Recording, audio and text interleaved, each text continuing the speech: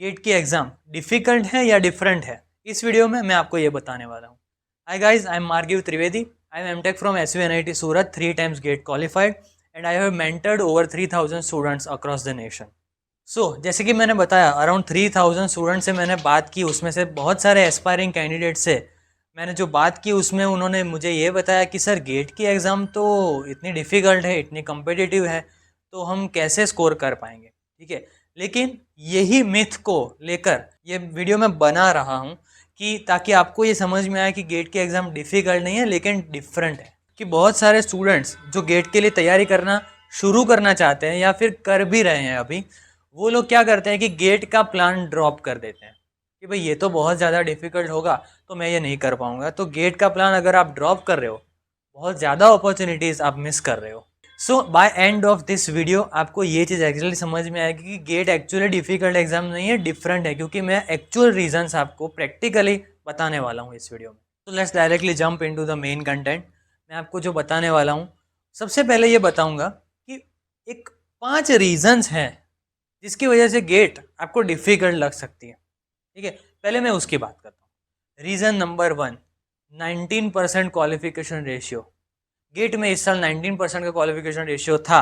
अगर आपको ये पता चल गया तो आप नेचुरली ये सोचोगे कि 19% क्वालिफिकेशन रेशियो है, मतलब सिर्फ इतने लोग पास होते हैं गेट में। ठीक है, तो उसमें मुझे तो ये रैंक लेकर आना, मुझे तो यहाँ पहुँचना है, इतना स्कोर करना है, इतना यहाँ पर एडमिशन चाहिए, तो वो मैं कैसे ला पाऊँ।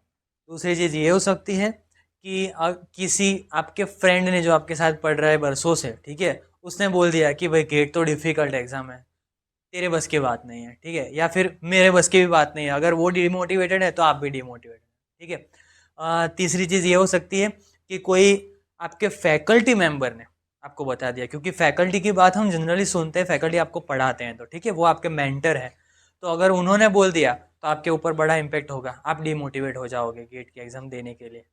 फोर्थ चीज़ ये हो सकती है कि आपने गूगल कर लिया। हम लोग गूगल बहुत ज़्यादा करते हैं। ठीक है, गूगल कर लिया, कहीं से आपको किसी वेबसाइट पर से इन्फॉर्मेशन मिल गई कि GATE is difficult, again 19% qualification ratio है, गेट इज़ डिफ़िकल्ट, किसी वेबसाइट पर आपने पढ़ लिया, कोरा के ऊपर आपने पढ़ लिया। ठीक है, तो ये चीज़ हो सकती है कि वहाँ से आप डिमोटिवेट हो जाओ।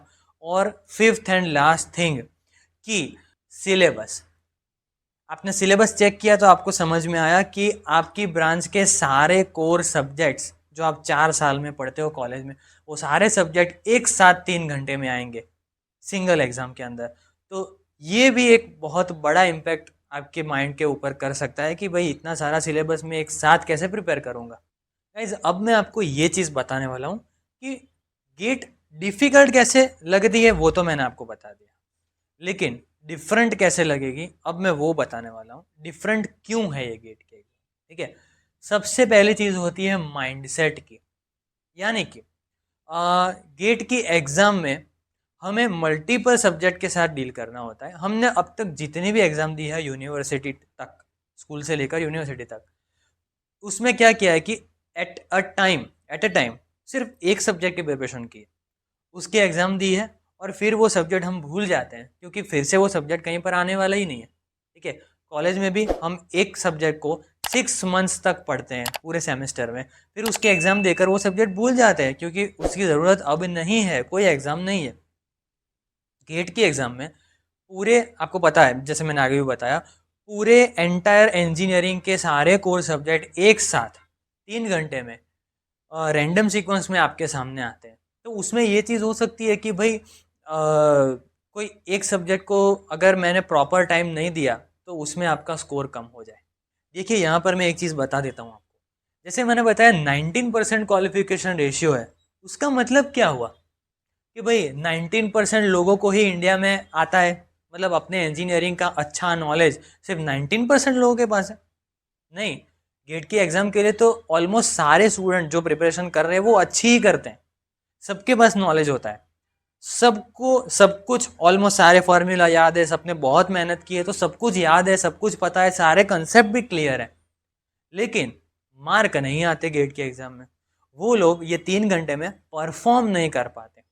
ठीक है, तो अपने नॉलेज, अपने पास जो भी नॉलेज है उसको मार्क्स में कन्वर्ट करना इज़ वेरी इंपॉर्टेंट। ठीक है, तो वो चीज़ डिफरेंट हो जाती है पूरी। डिफ़िकल्ट नहीं है ये चीज़, लेकिन ये चीज़ डिफरेंट है क्योंकि माइंडसेट ही हमारा ऐसे है नहीं, हमने ऐसे कभी तैयारी ही नहीं की है। तो ये एक बहुत बड़ा डिफरेंस है।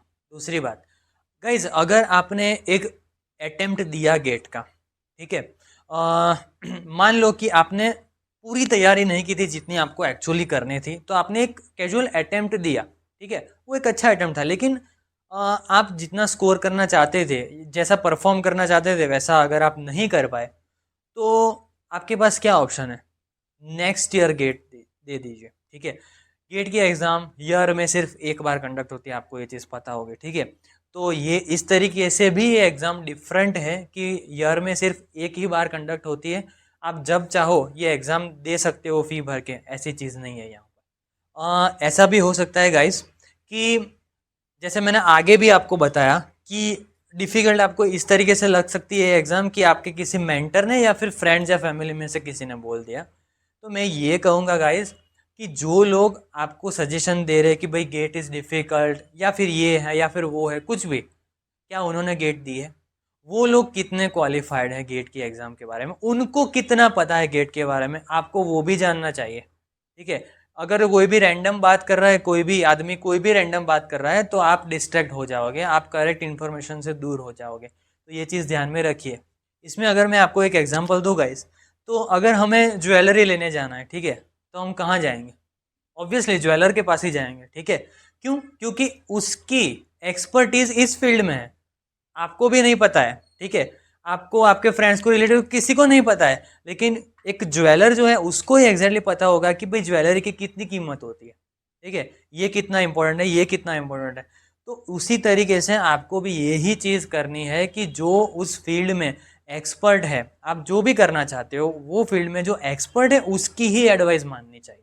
और लास्ट थिंग, प्रिपरेशन स्ट्रेटेजी। इसमें मैं क्या बताने वाला हूँ मैं बताता हूँ। सबसे पहले ये चीज़ होती है कि गेट की एग्ज़ाम में आपका 4 ईयर का सिलेबस तो होता ही है, ठीक है, वो आपको पता है।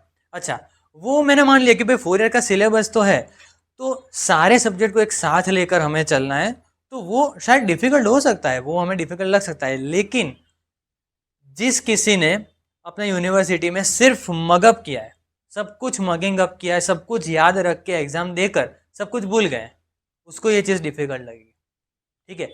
लेकिन अगर, चलो मान लो कि आपने ऐसे ही यूनिवर्सिटी की एग्ज़ाम भी दी है, ठीक है, लेकिन अब जब आप गेट की एग्ज़ाम के लिए डिसीजन ले रहे हो, तब आपको ये चीज़ नहीं करनी है। आपको एक्चुअल कंसेप्ट समझने हैं, प्रीवियस ईयर के क्वेश्चन देखने हैं। आप देखोगे तो आपको समझ में आएगा कि ये एग्ज़ाम मेमोरी बेस्ड है ही नहीं, ये कम्प्लीटली एप्लीकेशन बेस्ड एग्ज़ाम है। कंसेप्ट क्लैरिटी चाहिए, लेकिन उसको अप्लाई करके प्रॉब्लम सॉल्विंग एबिलिटी आपको कैसे बढ़ानी है, उसके ऊपर आपको फोकस करना है। तो ये चीज़ डिफरेंट है, डिफ़िकल्ट नहीं है, लेकिन ये चीज़ डिफरेंट है कंपेयर टू अदर एग्जाम्स। तो गाइज़, यहाँ पर मैंने जितनी भी चीज़ें आपको बताई, अगर वो सारी चीज़ें माइंड में रख के आप एग्जैक्टली समझ जाते हो कि गेट डिफ़िकल्ट नहीं है लेकिन डिफरेंट एग्ज़ाम है, तो आप बहुत अच्छा परफॉर्म कर पाओगे गेट के एग्ज़ाम में, ठीक है। So that's it for today guys. Subscribe us for more such content. See you in our next video.